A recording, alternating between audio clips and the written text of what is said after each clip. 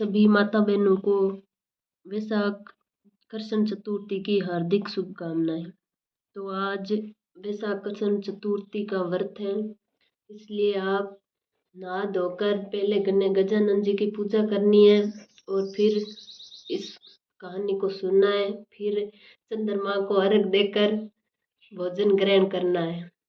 तो चलो आज मैं बताती हूँ आपको वैशाख संकटनाशक चौथ व्रत कथा। चलो शुरू करते हैं। किसी गांव में एक विधवा माता और उसका पुत्र रहता था।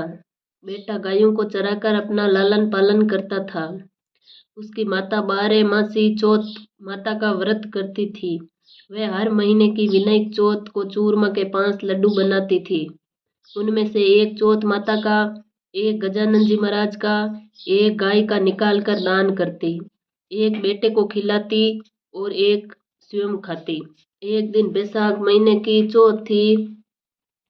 बेटा पड़ोसन के घर गया और वहां चूरमा देखकर पूछने लगा। तब वो बोली, आज वैसाख की चौथ है इसलिए मैंने चूरमा बनाया है।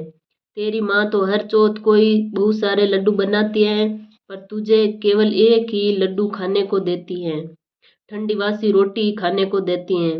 लड़का उसकी बातों के बहकाव में आ गया और अपनी माता से बोला, माँ तू तो चूरमा खाती है और मुझे सिर्फ एक लड्डू देती है, इसलिए तू ये चौथ माता का व्रत करना छोड़ दे। माँ ने कहा, बेटा मैं तो चौथ माता का व्रत तेरी सुख शांति के लिए करती हूँ, मैं ये व्रत नहीं छोड़ सकती हूँ। इस पर बेटा विदेश जाने लगा तो माता बोली, बेटा यदि तू मेरे से नाराज होकर विदेश ही जाना चाहता है तो ये माता जी के आके अपने साथ ले जा। तेरे पर कोई यदि संकट आ जावे तो चौथ माता और विनायक जी का नाम लेकर इन्हें डाल देना, तेरा संकट दूर हो जाएगा। लड़का उन आँखों को लेकर विदेश चला गया। रास्ते में उसे एक खून से भरी हुई नदी मिली जिसे पार करना असंभव था, लेकिन उस संकट की घड़ी में उसे अपनी माँ की बात याद आई और उसने आखा यानी गेहूं के दाना चौथ माता का नाम लेकर उस नदी में डाल दिया और कहा, हे चौथ माता यदि तू सच्ची है और मेरी माँ मेरे लिए ही तेरा व्रत करती है तो यह नदी दूध व जल से भर जाए और मुझे रास्ता मिल जाए। उसके ऐसा कहते ही रास्ता मिल गया। आगे चलने पर भयंकर जंगल से भी उसे इसी प्रकार आंखें पूरे कर गुजरना पड़ा। आगे चलकर वे एक नगर में पहुंचा। उस राजा के यहाँ रोज एक मिट्टी के बर्तनों के अलाव पकता था। वह अलाव तब पकता था जबकि उसमें एक आदमी की बलि दी जाती थी, यानी एक आदमी को बर्तन के साथ चुन दिया जाता था। उस लड़के ने वहां जाकर देखा, एक बुढ़िया माई आटा पीसती जा रही थी और रोती जा रही थी। लड़के ने इसका कारण पूछा तब बुढ़िया माई बोली कि आज मेरे इकलौते बेटे का इस अलाव में जाने का नंबर है। तब वो लड़का बोला, हे बुढ़िया माई तू मुझे जल्दी से खाना खिला दे, तेरे पुत्र की जगह मैं जाऊंगा।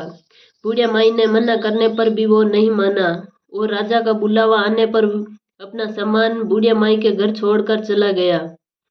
साथ में चौथ माता के आखे वे जल का लोटा उस अलाव में अपने साथ रख लिया और चौथ माता का नाम लेकर बैठ गया। दूसरे दिन अलाव पककर तैयार हो गया। लोगों का आश्चर्य का ठिकाना नहीं रहा। प्रजा ने जाकर राजा से ये बात कही। तब राजा स्वयं देखने आए। अलाव में से बर्तन निकाले जाने लगे तो अंदर से आवाज आई, धीरे धीरे बर्तन उतारो, अंदर मैं हूँ। सभी प्रजा आवाज सुनकर बोली कि तू अंदर कौन है, कोई भूत प्रेत है या कोई देव।